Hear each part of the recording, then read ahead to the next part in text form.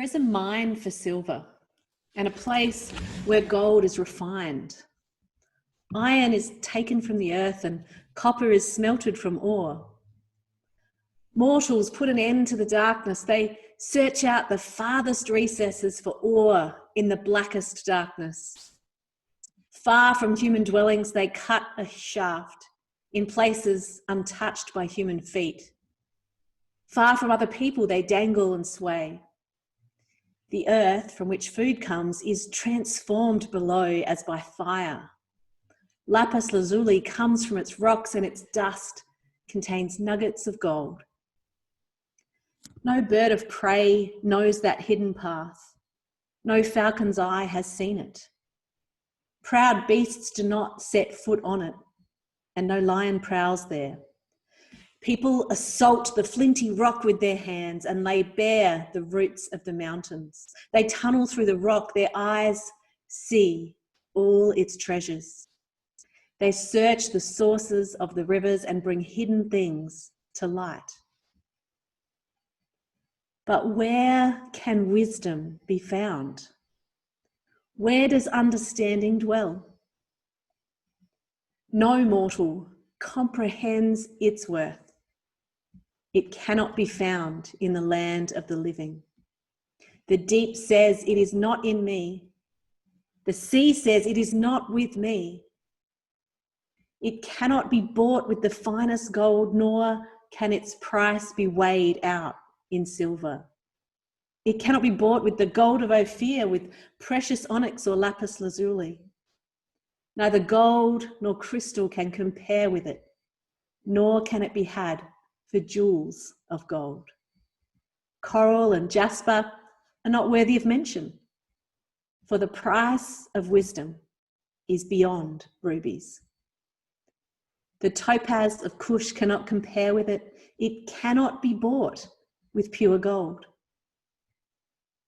Where then does wisdom come from?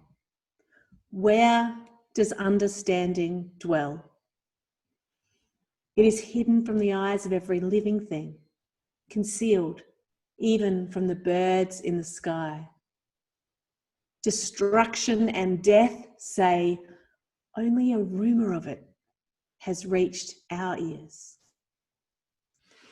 God understands the way to it, for he alone knows where it dwells. For he views the ends of the earth and he sees everything under the heavens. When he established the force of the wind and measured out the waters, when he made a decree for the rain and a path for the thunderstorm, then he looked at wisdom and appraised it. He confirmed it and he tested it. And he said to the human race, the fear of the Lord, that is wisdom. And to shun evil is understanding.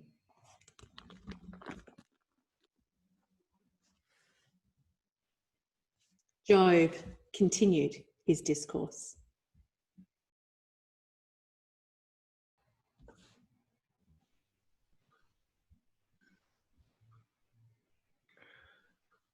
How I long for the months gone by, for the days when God watched over me, when his lamp shone on my head. By his light I walk through darkness. Oh, for the days when I was in my prime, when God's intimate friendship blessed my house, when the Almighty was still with me,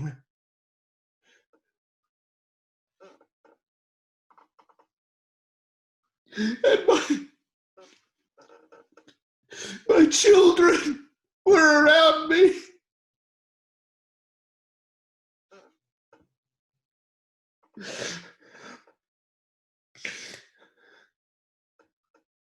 When my path was drenched with cream and the rocks poured out for me streams of olive oil.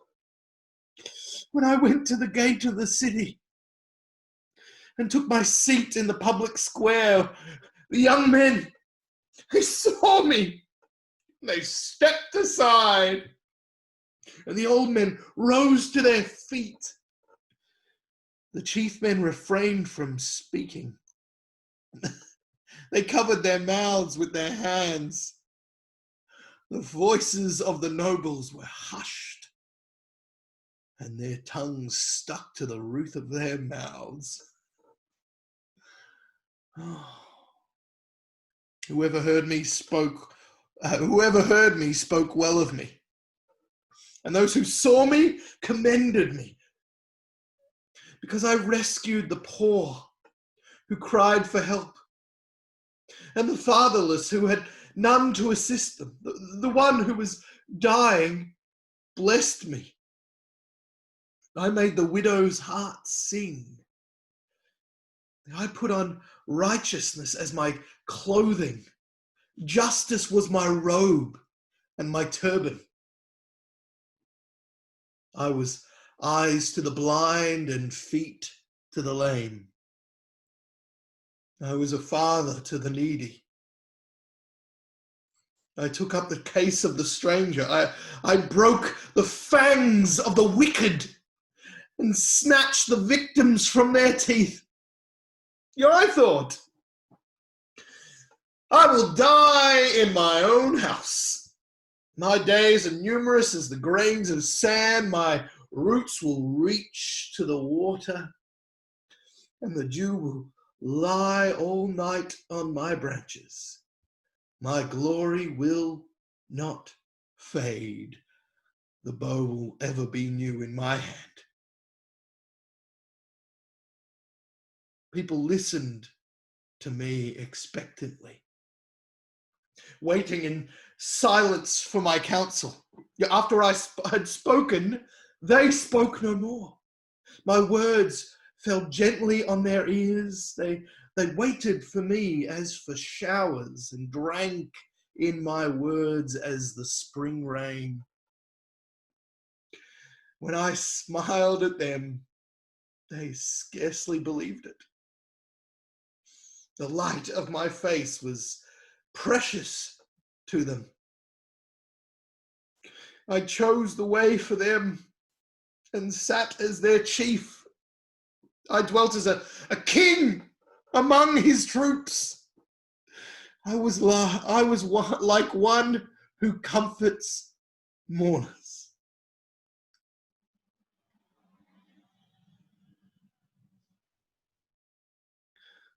But now they mock me. Men younger than I, whose fathers I would have disdained to put with my sheepdogs. Of what use was the strength of their hands to me, since their vigor had gone from them? Haggard from want and hunger, they roamed the parched lands in desperate wastelands at night. In the brush, they gathered salt herbs, and their food was the root of the broom bush. They were banished from human society, shouted at as if they were thieves. They were forced to live in the dry stream beds, among the rocks and in holes in the ground. They brayed among the bushes and huddled in the undergrowth. As base and nameless brood, they were driven out of the land. And now, those men mock me in song. I have become a byword among them. They detest me and keep their distance. They do not hesitate to spit in my face. Now that God has unstrung my bow and afflicted me, they throw off restraint in my presence. On my right, the tribe attacks. They lay snares for my feet. They build their siege ramps against me. They break up my road. They succeed in destroying me. Oh, no one can help him, they say. They advance as though as through a gaping breach. Amid the ruins they come rolling in. Terrors overwhelm me. My dignity is driven away as by the wind. My safety vanishes like a cloud. And now my life ebbs away. Days of suffering grip me. Night pierces my bones. My gnawing pains never rest. In his great power, God becomes like clothing to me. He binds me like the neck of my garment and throws me into the mud. And I am reduced to dust and ashes.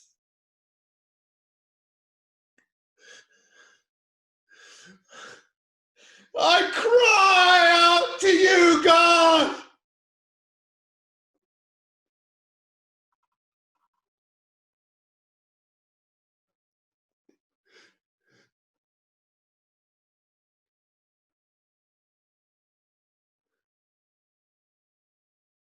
But you do not answer.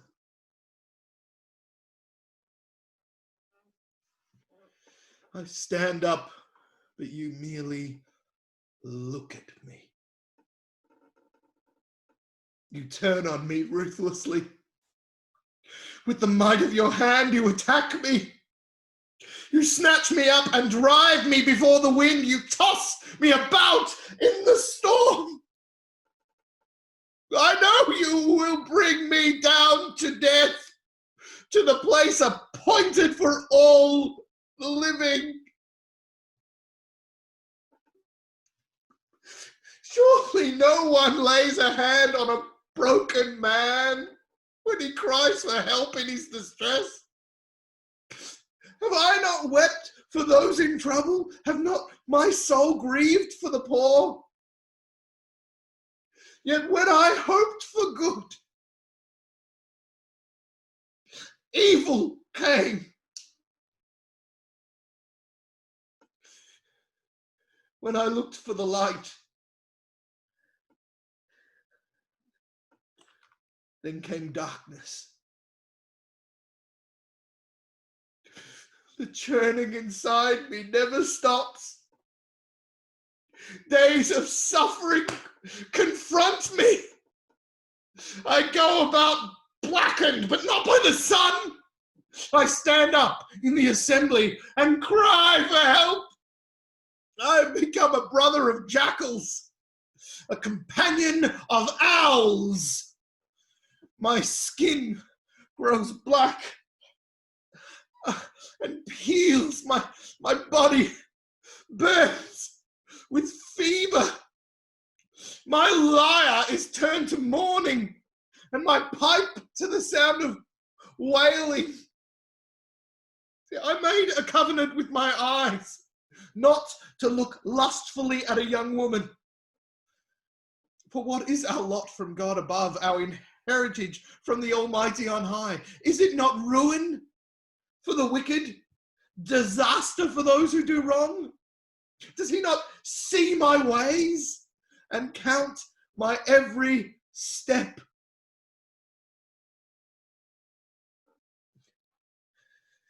If I have walked with falsehood, or my foot has hurried after deceit, let God weigh me in honest scales, and he will know that I am blameless. If my steps have turned from the path, if my heart has been led by my eyes, or if my hands have been defiled, then may others eat what I have sown, and may my crops be uprooted. If my heart has been enticed by a woman, or if I have lurked at my neighbor's door, then may my wife grind another man's grain and may other men sleep with her. For that would have been wicked, a sin to be judged. It is a fire that burns to destruction. It would have uprooted my harvest. If I have denied justice to any of my servants, whether male or female, when they have had a grievance against me, what will I do when God confronts me? What will I answer when called to account? Did not he who made me in the womb make them? Did not the same one form us both within our mothers? If I have denied the desires of the poor, or let the eyes of the widow grow weary, if I have kept my bread to myself, not sharing it with the fatherless, but from my youth I reared them as a father would, and from my birth I guided the widow. If I have seen anyone perishing for lack of clothing, or the needy without garments, and their hearts did not bless me for warming them with the fleece from my sheep, if I have raised my hand against the fatherless, knowing that I had influence in court, then let my arm fall from the shoulder. Let it be broken off at the joint. For I dreaded destruction from God, and for fear of his splendor, I could not do such things. If I have put my trust in gold, or said to pure gold, you are my security.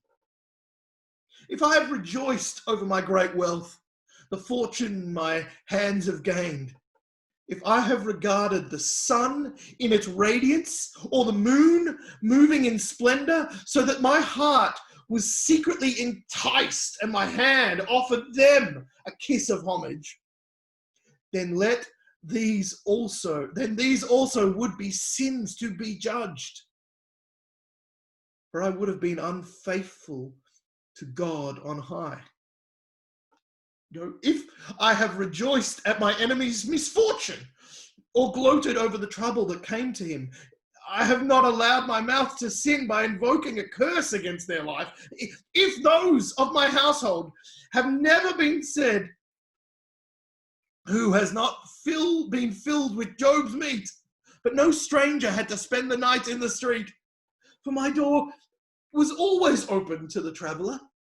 If I have concealed my sin, as people do, by hiding my guilt in my heart, because I so feared the crowd, and so dreaded the contempt of the clans that I kept silent and would not go outside,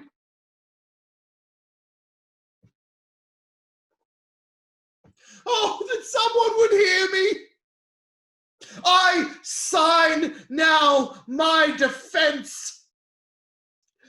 Let the Almighty answer me. Let my accuser put his indictment in writing. Surely I would wear it on my shoulder. I would put it on like a crown.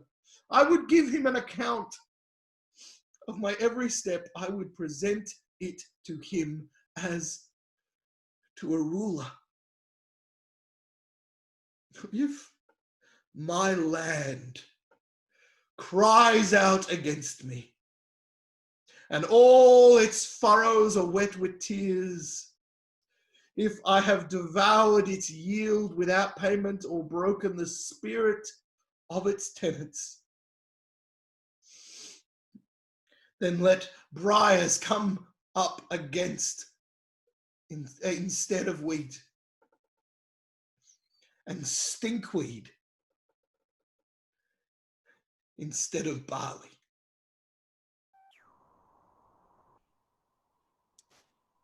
The words of Job are ended.